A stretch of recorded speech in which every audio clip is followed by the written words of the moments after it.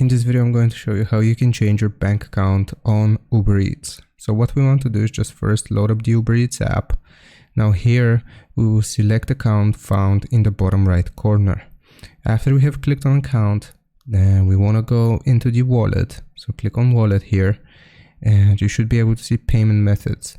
So click on add a payment method, and at the bottom, you will see credit or debit card, and right above it, we can select bank account. So click on bank account. It's going to connect quickly with link.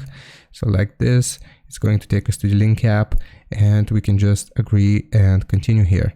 So we will need to connect our account to Uber using the link. So here, just type out your email address and click on continue. And then you'll need to type out your phone number as well. So after we have submitted our email address and phone number, it's going to show us a list of all of the different banks which we can connect, and just click on the bank which you use. And this is going to link your bank account or change your bank account on Uber Eats. So I hope this helps. Leave a like and sub, and I'll see you next time.